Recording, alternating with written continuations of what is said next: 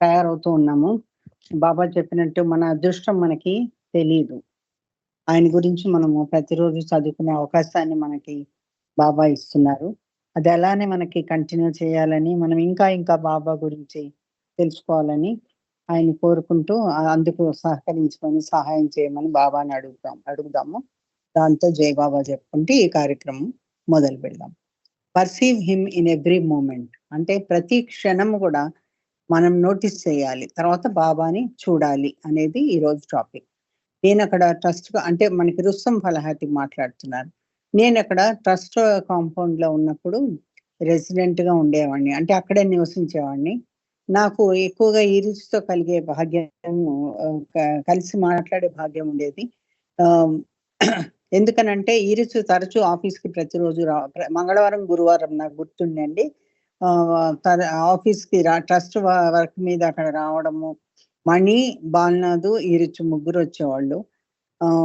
ఎవరైనా సరే ఈరిచ్‌ని "నువ్వెలా ఉన్నావు? How are you doing Eruch" అని అడిగితే ఆయన రిప్లై ఇచ్చేవాళ్ళంట. ఐయామ్ లింగరింగ్ అంటే నేను అటు ఇటు ఊగిసలాడుతున్నాను. అదేంటి అలా మాట్లాడుతున్నావు ఏంటంటే ఆయన అనేవాళ్ళంట, ఇప్పుడు it's time to go to Baba. Baba దగ్గరికెళ్ళే సమయం వచ్చింది. ఇంకా అది అసలు చాలా రోజులుగా మరుగున పడింది. ఎప్పుడో వెళ్ళిపోవాల్సింది నేను బాబా దగ్గరికని. అందుకనే నేను అలా అటు ఇటు ఊగిసలాడుతున్నాను అని చెప్పానని ఈరిచ్ అంటాను. ఈరిచ్ చాలా సంవత్సరాలున్నాడు. అందరికీ కూడా అతని టైం అయిపోయింది అని చెప్తూ ఉండేవాడు. కానీ అయినా కూడా చాలా కాలం ఉన్నాడు. ఈరిచ్ చనిపోవడానికి కొన్ని రోజుల ముందు ఈ ఈ ప్రశ్నకి వేరుగా జవాబు చెప్పేవాళ్ళంట. హెల్త్ మరీ బ్యాడ్‌గా ఉంది. ఎవరైనా సరే అడిగితే how are you doing Eruch అంటే ఆయన ఐయామ్ ఫేడింగ్ అవే.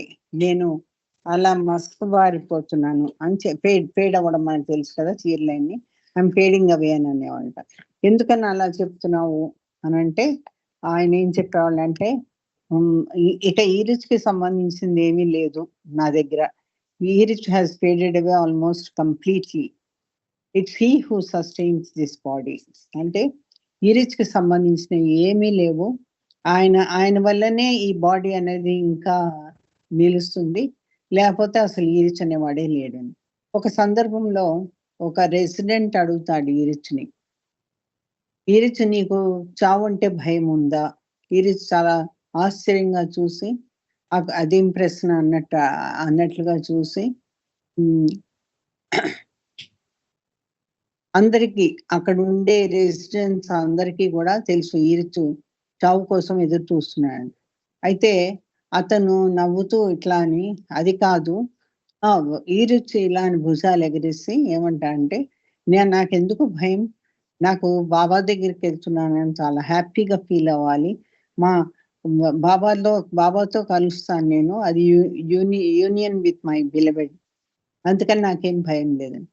అయితే అక్కడున్న అతను అడిగిన ప్రశ్నకు మళ్ళీ మారుస్తూ డిఫరెంట్‌గా అడిగింది ఏంటంటే, నేను రెగ్యులర్‌గా వచ్చే డెత్ కాదు అడిగేది.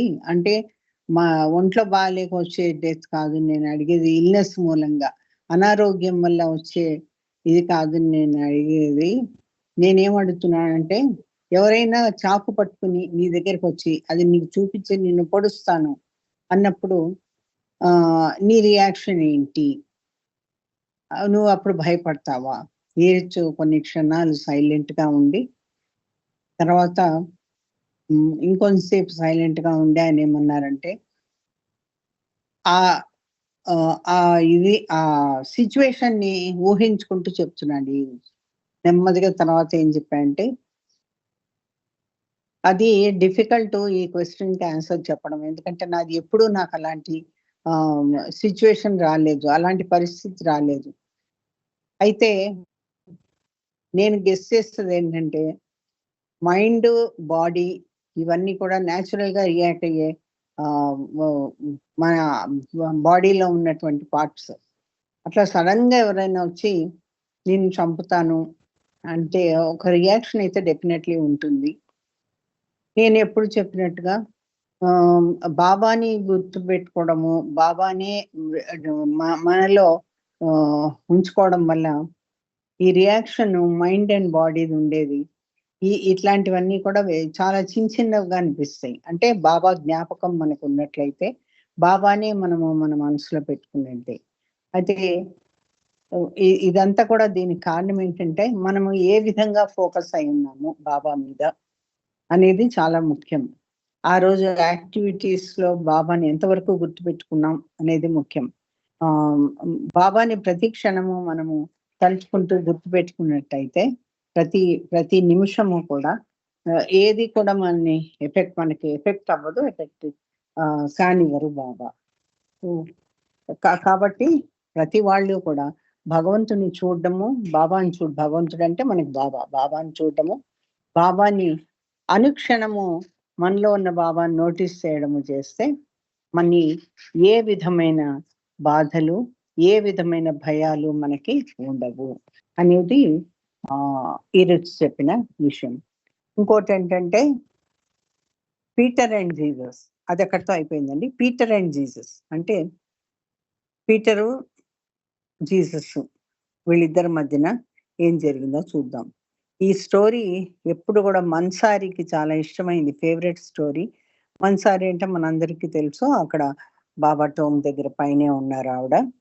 ఒక్క దీనికి మెడికల్ అసిస్టెంట్స్‌కి తప్ప ఆవిడెప్పుడు బయటకి వచ్చిన దాఖలాలు లేవు.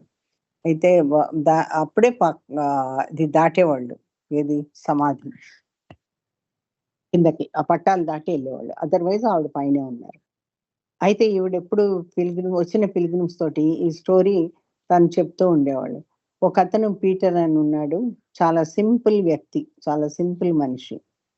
ఆయన ఒక్కళ్ళే ఉండేవాళ్ళు. ఫ్రెండ్స్ ఎవరు లేరు. ఫ్యామిలీ లేదు. ఆయన చదువు పెద్దగా చదువుకోలేదు. ఏదో వారి కూలీ మీద వర్క్ చేస్తూ అలా ఎళ్ళొస్తూ ఉండేవాడు. 7 రోజులు పని చేస్తే గాని అతనికి తినడానికి కూడా గడవని పరిస్థితి. అయితే పొద్దుటే ప్రతిరోజు మార్నింగ్ వర్క్‌కెళ్ళిపోయి రాత్రి చాలా లేట్‌గా వచ్చేవాడు. అట్లా అతనికి ఎక్కువ టైం ఉండేది కాదు. ఏమాత్రం తనకంటూ టైం ఉండేది కాదు. చర్చ్ దగ్గరికెళ్ళడానికి కానీ, చర్చ్‌లో వాళ్ళకయ్యే ప్రేయర్స్‌లో పాల్గొనడానికి కానీ, వేరే వాళ్ళందరూ ఎళ్ళినట్టుగా అతనికి కుదిరేది కాదు. అయితే చర్చ్ దాటి మటుకు ప్రతిరోజు ఎళ్ళేవాడు. అది మటుకు ఖచ్చితంగా ఆయన పెట్టుకొని, ఆ చర్చ్ దాటి ఎళ్ళడము, చర్చ్ మీదుగా ఎళ్ళడము, ప్రతిరోజు పొద్దున్న. అక్కడ తర్వాత ఆ బయట నుంచొని చర్చ్ దగ్గర స్టాచ్యూ జీసస్ మనందరికీ తెలుసు. ఈ చర్చిలో స్టాచ్యూ ఉంటుంది. యేసుక్రీస్తుది. ఆ స్టాచ్యూ కనబడేటట్టుగా నుంచొని హృదయపూర్తిగా చెప్పేవాడు. Jesus this is Peter. Jesus నేను పీటర్ వచ్చాను అని చెప్పేవాడు. ఇది సింపుల్ ప్రేయర్. ఆయన అనుకున్న ప్రేయర్ అది. పీటర్ ప్రతిరోజు కూడా ఆయన లార్డ్ అయినటువంటి జీసస్‌కి సమర్పించేవాడు ఆ ప్రేయర్. ఎప్పుడు బిఫోర్ ప్రొసీడింగ్ టు వర్క్. ఆ పనికి ఎళ్ళడానికి ముందు ఆయన ఇది చెప్తూ ఉండేవాళ్ళనమాట. అది ఆయన డైలీ రొటీన్. చాలా పద్ధతిగా ప్రతిరోజు కూడా చాలా భక్తితో ఆ పని చేసేవాడు ప్రతిరోజు. అయితే ఒకరోజు ఏమైందంటే ఈ ఈ పీటరు బాగా సిక్ అయిపోయాడు. అయితే అది చాలా తక్కువలే ఏముంది చిన్న జబ్బే గదా! పోతుంది. చిన్న ఇదే గదా! అని అనుకుని ఎప్పటిలాగానే అక్కడికెళ్తాను. వర్క్‌కెళ్తాడు. అయితే చిన్నయి ఎప్పుడైనా ఉన్నప్పుడు ఇదివరకు కూడా అలానే ఎళ్ళేవాడిని. హెల్త్ ఇప్పుడేమో దెబ్బతిన్నది. సూపర్వైజర్ అడిగాడంట, "నువ్వు రెస్ట్ తీసుకొని రా ఒక రోజులు.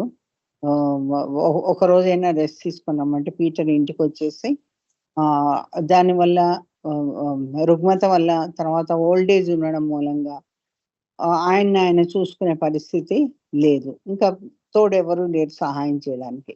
అలా బెడ్ మీద పడుకొని చాలా వీక్ అయిపోయాను. అది ఆయనకి అచేతనంగా అసలు ఆయనకి తెలివి గూడా లేకుండా పడిపోయాడు. పడుకునే ఉన్నాడు అట్లా. కొన్ని రోజులయిన తర్వాత ఆ చుట్టుపక్కల వాళ్ళందరూ రియలైజ్ చేశారు. చేసి ఏమైందో చూద్దామని పీటర్ ఎందుకు వర్క్‌కి రావట్లేదు చూద్దామనేసి వాళ్ళనుకుంటారు. తర్వాత ఆళ్ళ ఇంట్లోకెళ్ళి చూడగానే ఆయనలా పడుకుని ఏమి తెలివి లేకుండా పడుకున్న మనిషిని చూసి వాళ్ళు ఒక అంబులెన్స్‌ని పిలిచి, ఆ అంబులెన్స్‌లో హాస్పిటల్‌కి తీసుకెళ్తారు. అక్కడ అడ్మిట్ చేస్తారు.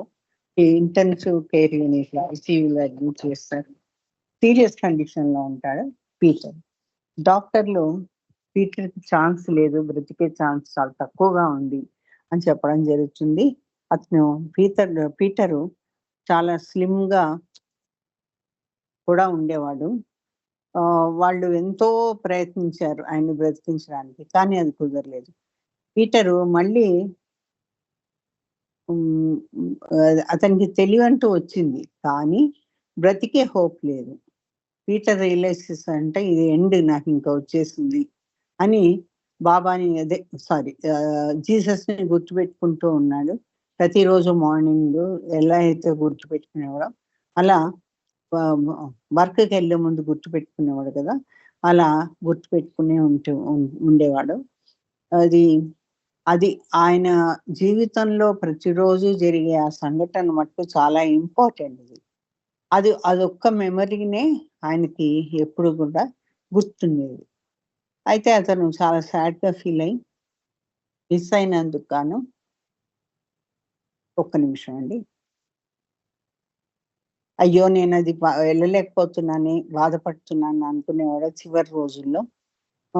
కానీ ఆ పని చేయగలిగేవాడు కాదు.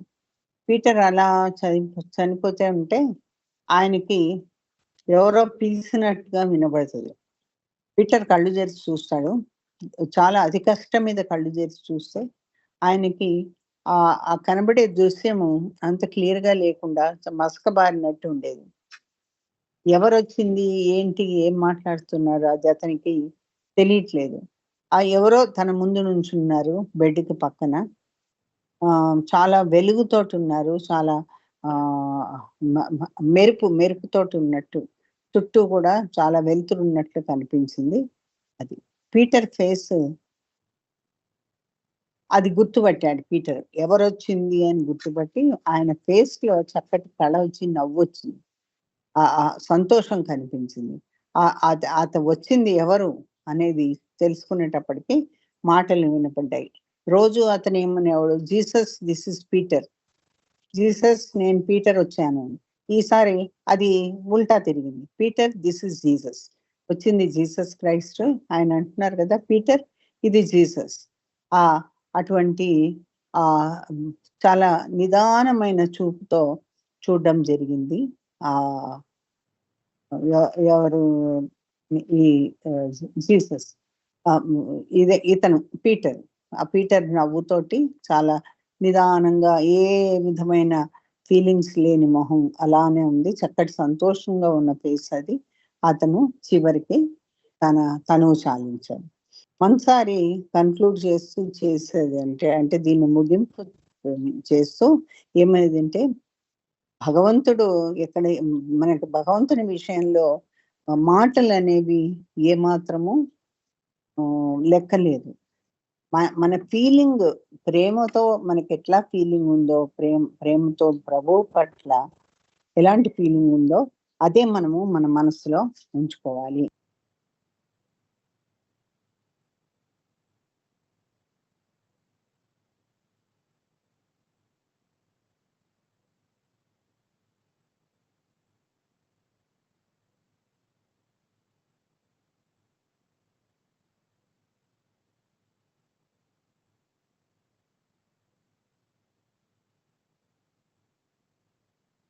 కరెంట్ ఏదో వచ్చేసారు. అదెందుకో టచ్ అయిపోతుందో, మరి మామూలుగా పోతుందో నాకు తెలీదు. అందరికి అలానే అవుతుందండి? లేదండి. అది బానే ఉంది. నా వేలు టచ్ అయ్యి ఉండొచ్చు.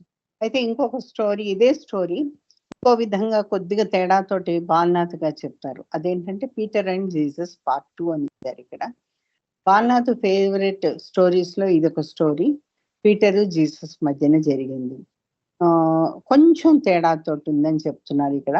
మా 'మన్సారి' స్టోరీతో కంపేర్ చేస్తే కొద్దిగా తేడా ఉంది. పీటరు చాలా సింపుల్ వ్యక్తి. ఒక్కడే ఉండేవాడు ఇంట్లో. చదువు లేదు కాబట్టి ఎలా ప్రే చేయాలో అతనికి తెలీదు. భగవంతుడికి ప్రేయర్ అనేది ఎలా చేయాలో తెలీదు.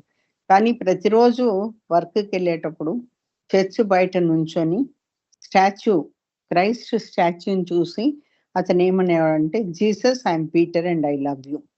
నేను పీటర్‌ని, నేను నిన్ను ప్రేమిస్తున్నాను. అది బయట నుంచొని చర్చ్ బయట కొన్ని నిమిషాలు అలా గడిపి, ఆయన ప్రేమను చూపించి, భక్తితోటి ప్రభువుని ఒకసారి చూసి, రోజు గడవబోయే ముందు అతని దినచర్య ఇదనమాట. ఎందుకంటే అతనికి ప్రేయర్ చేయడం రాదు. చదువుకోలేదు కాబట్టి ఎటువంటి ప్రేయర్ చేయడం రాదు. అయితే ఈ మూవ్‌మెంట్ కోసం అది స్పెండ్ జేయడానికి అతను వెయిట్ చేస్తూ ఉండేవాడు. హ్మ్. ఎందుకంటే ఆ మిగిలిన భాగము, రోజులో మిగిలిన భాగము తను తనకి అవసరమయ్యే పనులన్నీ గూడా చేసుకోవడానికి గాను సంపాదించడానికి వెళ్ళిపోయేవాడనమాట. అయితే ఒకరోజు పీటర్‌కి యాక్సిడెంట్ అవుతుంది. కాలుకి ఫ్రాక్చర్ అవుతుంది. అయితే కామన్ వార్డ్ హాస్పిటల్‌లో అతన్ని ఉంచుతారు. జనరల్ వార్డ్ అంటాం గదా! అందులో అతన్ని ఉంచుతారు. డాక్టర్స్ ఏమో ట్రీట్ చేస్తూ ఉన్నారు. ఆ కామన్ వార్డ్‌లో ఉండే పేషెంట్స్ అందరికి కూడా కంప్లెయింట్స్ ఎప్పుడు కూడా మేనేజ్‌మెంట్‌కి కంప్లెయింట్స్ ఉండేవి. ఆహ్, ఆ నర్సులు ఎవరైతే ఉన్నారో వాళ్ళకి కూడా వాళ్ళకి హెడ్ నర్స్ అని ఒకళ్ళుంటారు. అక్కడే ఉండేది ఆ వార్డ్‌లో తను. వార్డ్ ఎప్పుడు కూడా పేషెంట్స్‌తో ఫుల్‌గా ఉండేది. వాళ్ళ ఆ జబ్బులు, ఈ జబ్బులతోటి వాళ్ళు సఫర్ అవుతూ ఉండేవాళ్ళు. నర్సులకేమో ఎప్పుడూ వాళ్ళ క క కాళ్ళ మీద అలా పరిగెడుతూ ఇటు నుంచి అటు, అటు నుంచి ఇటు పరిగెడుతూ వాళ్ళకి బోలెడు పనుండేది. అయితే వాళ్ళకి చాలా తక్కువ సమయం దొరికేది రెస్ట్ కోసం.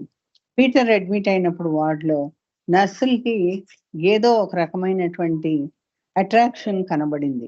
ఆయనంటే అట్రాక్ట్ అయిపోతూ ఆయన వైపు వెళ్ళడం గూడా జరిగిందనమాట. అలా అలా ఉంటూ ఉండగా ఈ అమాయకమైన ఫేస్, ఈ క్వైట్‌గా ఉన్న ఫేస్‌ని చూసి వాళ్ళు అలా చూస్తూ ఉండేవాళ్ళు. ఎప్పుడు గూడా ఆయన మిగతా వాళ్ళలాగా కంప్లెయింట్ ఇవ్వలేదు నర్సులకి. ఇది ఇట్లా ఉంది, ఇది అట్లా ఉంది అనేటువంటి కంప్లెయింట్స్ ఇవ్వలేదు. రోజులు గడుస్తా ఉన్నాయి. నర్సులు మటుకు ఇది నోటీస్ చేశారు. ఒక ఒక ఒక చేంజ్ అయితే వచ్చింది ఆ వార్డ్‌లో. అదేంటంటే అందరూ గూడా సంతోషంగా ఉన్నట్టు, తర్వాత ఎవరు గూడా కంప్లెయింట్స్ చెప్పడం మానేసారందరూ. మిగతా పేషెంట్స్ చెప్పే కంప్లెయింట్స్ కూడా చాలా తగ్గినియి. ఏమి ఇంప్రూవ్‌మెంట్ వారాల తరబడి చూపించేవాళ్ళు కాదు. అలాంటిది సడెన్‌గా వాళ్ళలో ఇంప్రూవ్‌మెంట్ అనేది కూడా వచ్చింది. ఇంతకుముందు లేని ఇంప్రూవ్‌మెంట్ ఈ పీటర్ జాయిన్ అయిన తర్వాత వచ్చింది. హెడ్ నర్స్ సర్వీస్‌లో ఉండేది. ఎన్నో సంవత్సరాలుగా ఉంటుంది. ఎప్పుడు కూడా ఇటువంటి మార్పు జరిగింది తన కెరియర్ మొత్తం. అంటే తను వర్క్ చేసిన అన్నాళ్ళు ఇటువంటి మార్పు ఆమె ఎప్పుడు చూడలేదు. ఇదొక మిరాకిల్ చేంజ్ అనుకుంది ఆవిడ. మిరాకిల్‌గా అయిందిది అని పీటర్ అడ్మిట్ అయినాక ఇది హాస్పిటల్‌లో ఈ విషయం జరిగింది అనేది ఆవిడ గ్రహించింది. మనస్సులో ఆవిడ అనుకుందంట, పీటరు ఇదంతా రావడానికి రెస్పాన్సిబుల్ పీటరే అసలు. ఆయన రాబట్టే ఇలా అయిందిది. ఆ చేంజ్ ఈయన వల్లే వచ్చిందని తన మనసులో ఉండేది. పీటర్ ఫేస్‌లో ఉన్నటువంటి ఆ ఆనందం గాని, ఆ మెరుపు కానీ, హ్మ్, హ్మ్, ఆ అమాయకమైన చూపు గాని, ఆ సైలెంట్‌గా ఉండే నేచర్ కానీ, అయన్నీ కూడా ఈమె స్టాఫ్ మెంబర్స్ అందరూ కూడా గమనించారు. వాళ్ళు వాళ్ళందరూ కూడా పీటర్‌కి అట్రాక్ట్ అయిపోయారు. ఈ విధంగా ఆవిడ ఉండబట్టలేక హెడ్ నర్స్ పీటర్ దగ్గరికొచ్చి అన్నదట, "నేను నోటీస్ చేశాను. హాస్పిటల్‌లో అడ్మిట్ అయినప్పుడు ఒక మిరాక్యులస్ చేంజ్ వచ్చింది. ఎంటైర్ వార్డ్‌లో మొత్తం వార్డ్‌లో ఒక మిరాకిల్స్ చేంజ్ వచ్చింది. పేషెంట్స్ ఏమో కంప్లెయింట్ చేయడం స్టాప్ చేశారు. సిక్ పేషెంట్స్ క్విక్‌గా హీల్ అవుతున్నారు. ఒక for change staff got plenty of time to rest. Staff అందరూ కూడా ఎప్పుడు ఉరుకులు పరుగులు, మునివేళ్ళ మీద వెళ్ళేవాళ్ళు. వాళ్ళకి కూడా చాలా రెస్ట్ దొరికింది. నువ్వేమన్నా చేశావా ఈ చేంజ్ రావడానికి అని పీటర్‌ని పీటర్ అన్నంట నవ్వుతూ, లేదు లేదు. నేను కాదు చేంజ్ చేసింది. It's one who visits me daily. నన్ను చూడడానికి రోజు ఒక వ్యక్తి వస్తాడు. పొద్దుటే. హ్మ్. అతను చేంజ్ తీసుకొచ్చాడు అని చెప్పడం జరిగింది. అయితే ఈ రూమ్ లో అట్మాస్ఫియర్ అంతా కూడా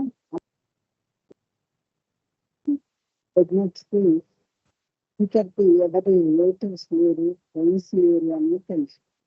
సర్ప్రైజ్ అనేది ఈ రిప్లై ఉంది. Someone visits daily one who is it? ఎవరు నేను విజిట్ చేశారు ప్రతిరోజు? ఎవరది? పీటర్ ఫేస్ మళ్ళీ ఎంతో ప్రకాశవంతంగా మారింది. అప్పుడైనా comes every morning before I begin my day. నేను నా రోజు మొదలు పెట్టబోయే ముందు అతను తప్పకుండా రోజు నా దగ్గరికి వస్తాడు. నా బెడ్ దగ్గర నుంచుని అతను చెప్తాడు, Peter I'm Jesus and I love you. ఇతను ఏమైతే Jesus I'm Peter I love you అని చెప్పేవాడో దానికి వ్యతిరేకంగా Peter I'm Jesus and I love you అని చెప్తాడు ఆయన. నేను ఇలానే తేరిపారతను ఎంతో ప్రేమతోటి ఎంతో వందనం సమర్పించే విధంగా చూస్తూ కొన్ని క్షణాలు అలా ఉంటాను. ఆయన్నే చూస్తూ ఆ తర్వాత అతను వెళ్ళిపోతాడు. ఇది మనకు అతను బాలనాథ్ గారు చెప్పినటువంటి కథ. అయితే రేపటి సందర్భం రేపు బాబా బర్త్డే ఉంది కాబట్టి కొద్దిగా మనం తెలుసుకోవడానికి, బాబా గురించి తెలుసుకోవడానికి ప్రయత్నిద్దాం. కొద్దిగా చిన్నప్పుడు జరిగిన ఒక సంఘటన అయినా తెలుసుకున్నాము.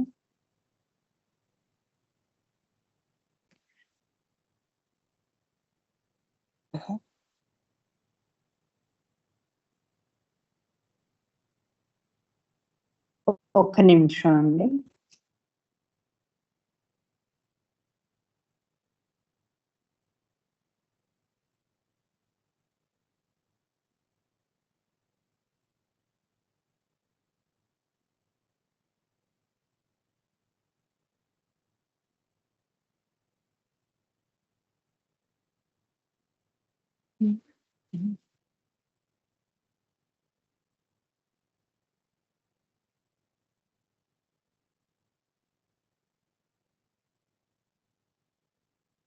చూస్తున్నా అండి, ఒక్క నిమిషం.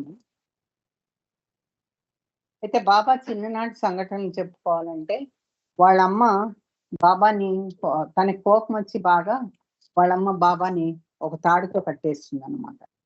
అయితే ఆ తాడుతో పాటు కృష్ణుని ఎలా అయితే రోలికి కట్టిందో వాళ్ళమ్మ, అలా తను ఒక చిన్న మంచం కోడుకో దేనికో కడుతుంది. చెప్తో అది నాకు గుర్తులేదు, మంచం కోడో చెప్తో దాన్ని కట్టే దాంతో పాటు ఈడ్చుకుని పోయి ముందుకెళ్ళిపోయారు. తర్వాత ఈ తండ్రికి మటుకు ఎప్పుడు కూడా చాలా జాలి ఉండేది ఇతను అంటే. తల్లికి లేదు, తల్లి చాలా స్ట్రిక్ట్ గా ఉండేది, కానీ తండ్రికి మాత్రం జాలి ఉండేది. ఎప్పటికప్పుడు అది తీసేస్తూ ఉండేవాళ్ళు ఆ తాడు.